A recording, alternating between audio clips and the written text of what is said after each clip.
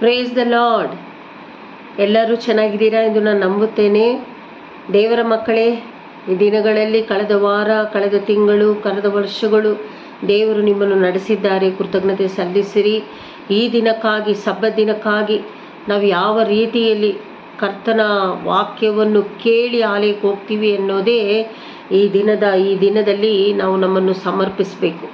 ಅರ್ಥ ದೇವರ ಮಕ್ಕಳೇ. ಹಾಗಾದರೆ ಕರ್ತನ ನಾಮ ಮಹಿಮೆ ಪಡಿಸುತ್ತಾ ವಾಕ್ಯದ ಕಡೆಗೆ ಹೋಗೋಣ. ಬನ್ನಿ, ಎಲ್ಲರೂ ಕಣ್ಗಳನ್ನು ಮುಚ್ಚಿ ಕರ್ತನ ನಾಮ ಮಹಿಮೆ ಪಡಿಸೋಣ. ಬನ್ನಿ. Hallelujah, hallelujah. ದೇವರು ನಿಮ್ಮನ್ನು ಆಶೀರ್ವದಿಸಲಿ. ಕರ್ತಾವೇ, ಸ್ತೋತ್ರ ಸ್ತೋತ್ರ ಸ್ತೋತ್ರ. ನಿನ್ನ ಸಾನ್ನಿಧ್ಯ ಎಳೆದು ಬರಲಿ ಏಸಪ್ಪ.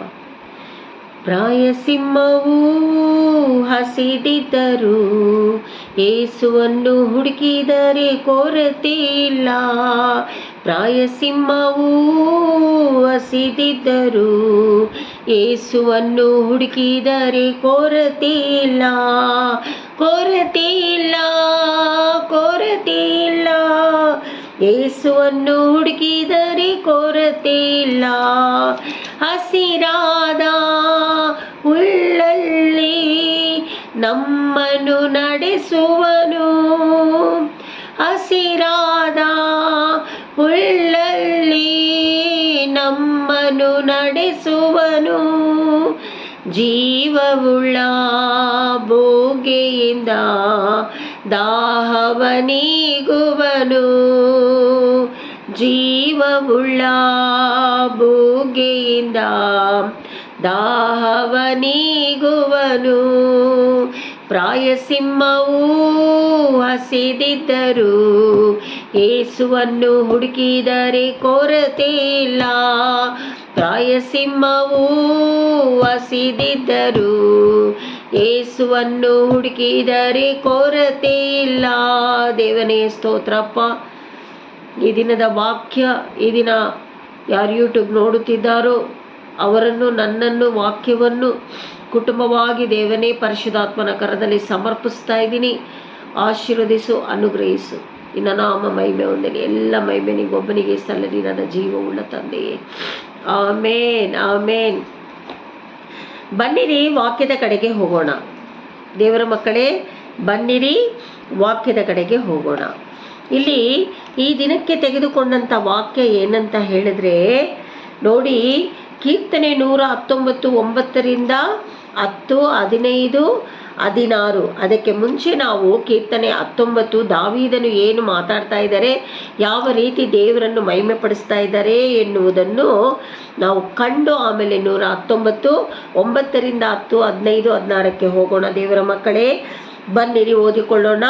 19, 7ರಿಂದ 10ರವರೆಗೂ ಓದಿಕೊಳ್ಳೋಣ. ಸತ್ಯವೇದ ವಾಕ್ಯಗಳನ್ನು ತೆಗೆದುಕೊಳ್ಳಿ. ಭಯಭಕ್ತಿಯಿಂದ ಜೀವವುಳ್ಳ ವಾಕ್ಯವನ್ನು ನಾವು ಓದಿಕೊಳ್ಳೋಣ. ಯೆಹೋವನ ಧರ್ಮಶಾಸ್ತ್ರವು ಲೋಪವಿಲ್ಲದುದು, ಪ್ರಾಣವನ್ನು ಉಜ್ಜೀವಿಸ ಮಾಡುವಂಥದ್ದು. ಯೆಹೋವನ ಕಟ್ಟಳೆ ನಂಬಿಕೆಗೆ ಯೋಗ್ಯವಾದದ್ದು, ಬುದ್ಧಿಹೀನರಿಗೆ ವಿವೇಕಪ್ರದವಾಗಿದೆ. ನೋಡಿ, ಯೆಹೋವನ ವಾಕ್ಯ ಯಾವ ರೀತಿ ಇದೆ ಅಂತ ಇಲ್ಲಿ ದಾವೀದನು ರಚಿಸ್ತಾ ಇರೋದು. ಅರ್ಥ ಆಯ್ತಾ ದೇವರ ಮಕ್ಕಳೇ?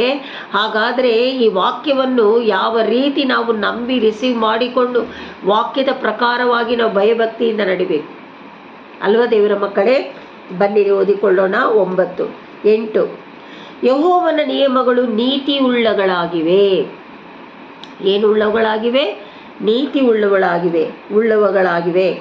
ಮನಸ್ಸನ್ನು ಹರ್ಷಪಡಿಸುತ್ತದೆ.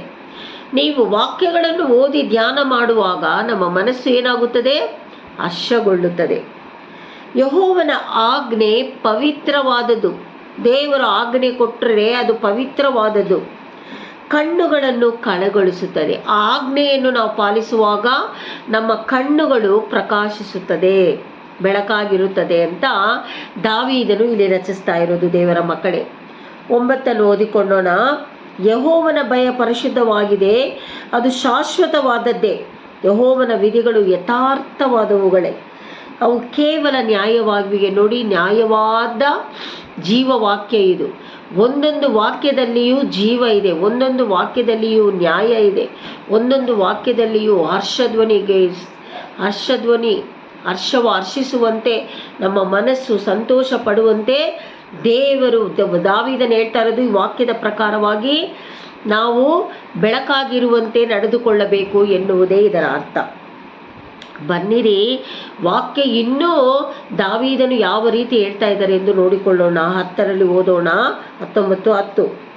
ಅವು ಬಂಗಾರಕ್ಕಿಂತಲೂ ಅಪರಂಜಿ ರಾಶಿಗಿಂತಲೂ ಅಪೇಕ್ಷಿಸತಕ್ಕವುಗಳು.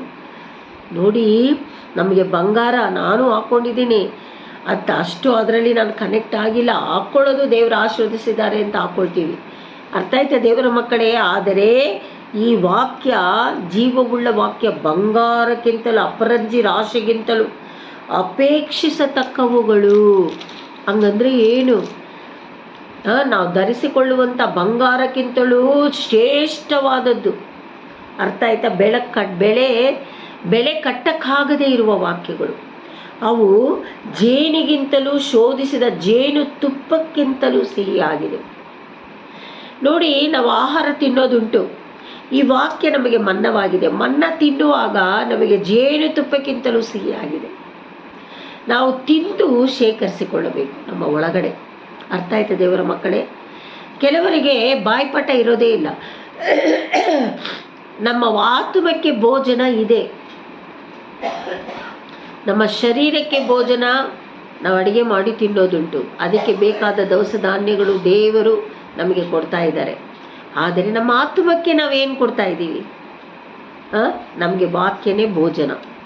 ಆ ಭೋಜನವನ್ನು ನಾವು ಯಾವ ರೀತಿಯಲ್ಲಿ ಮೆಡಿಟೇಟ್ ಮಾಡಿ ನಾವು ಭುಜಿಸ್ತೀವೋ ಆ ವಾಕ್ಯ ಏನಾಗುತ್ತೆ, ಜೇನುತುಪ್ಪಕ್ಕಿಂತಲೂ ಸಿಹಿಯಾಗಿ ನಮ್ಮ ಆತ್ಮವನ್ನು ಸಂತೋಷಪಡಿಸ್ತದೆ. ಶೇಖರಿಸಿ ಇಟ್ಕೊಳ್ಬೇಕು. ಅರ್ಥ ಆಯ್ತಾ ದೇವರ ಮಕ್ಕಳೇ? ಬನ್ನಿರಿ, 119ನೇ ಕೀರ್ತನೆಗೆ ಹೋಗೋಣ.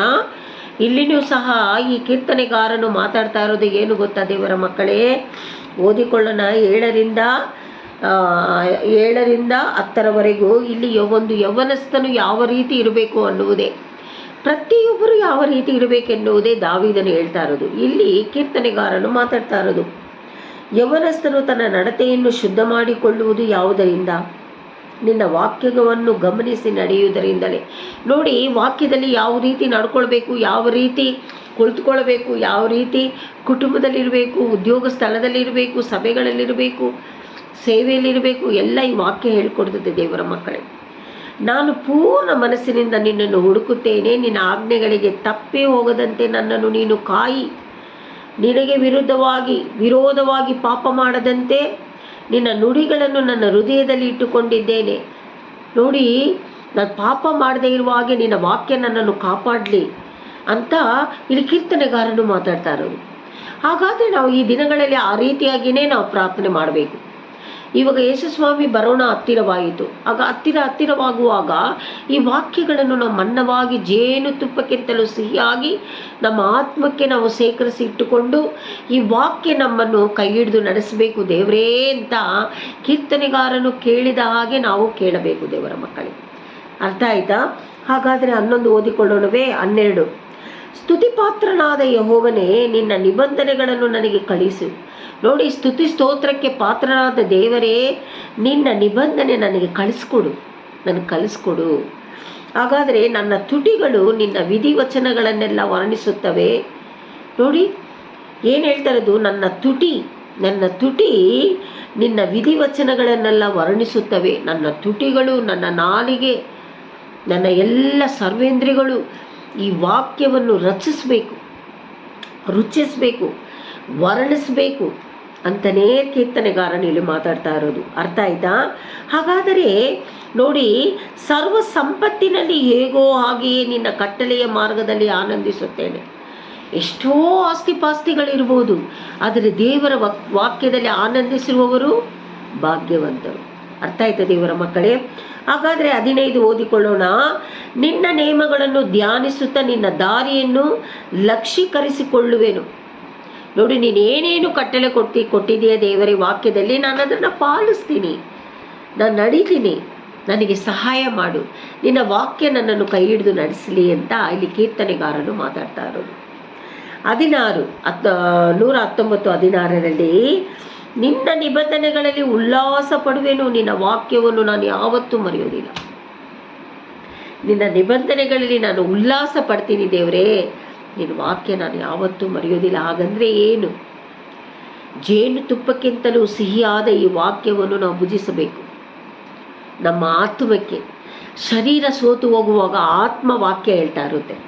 ಅರ್ಥ ಆಯ್ತಾ ದೇವರ ಮಕ್ಕಳೇ? ನಮ್ಮ ಆತ್ಮನ ನಾವು ಬಲಪಡಿಸಬೇಕು, ನಮ್ಮ ಆತ್ಮಕ್ಕೆ ಭೋಜನ ಕೊಡಬೇಕು ದೇವರ ಮಕ್ಕಳೇ. ಅರ್ಥ ಆಯ್ತಾ? ಶರೀರಕ್ಕೆ ಬೇಕಾದ ಬಲ, ಬೆಳಕು ಸಕಲವನ್ನು ದೇವರು ಕೊಡುವವನಾಗಿದ್ದೇನೆ. ನಮ್ಮ ಆತ್ಮಕ್ಕೂ ಅದೇ ರೀತಿಯಲ್ಲಿ ಹೆಚ್ಚಾಗಿ ವಾಕ್ಯವೆಂಬ ಜೇನುತುಪ್ಪಕ್ಕಿಂತ ಸಿಹಿಯಾದ ವಾಕ್ಯವನ್ನು ನಾವು ಭುಜಿಸ್ತಾ ಇರಬೇಕು.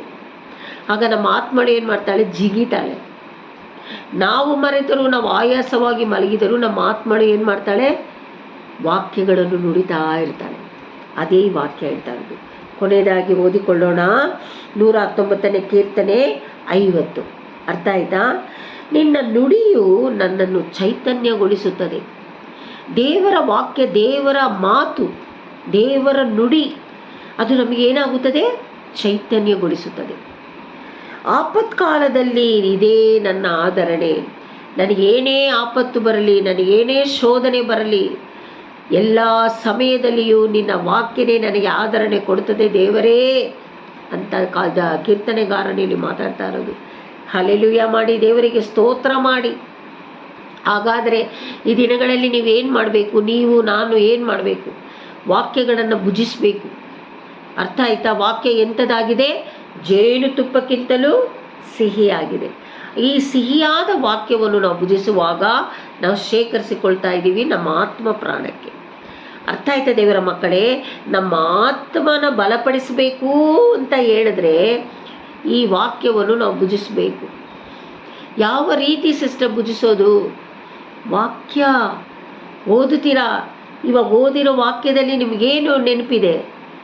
ನೆನಪು ಮಾಡಿಕೊಂಡು ಪದೇ ಪದೇ ಓದಿ ನೀವು ಅದನ್ನು ಶೇಖರಿಸಿಕೊಳ್ಬೇಕು ನಿಮ್ಮ ಆತ್ಮಕ್ಕೆ, ಮನಸ್ಸಿನಲ್ಲಿ, ಕಣ್ಗಳಲ್ಲಿ.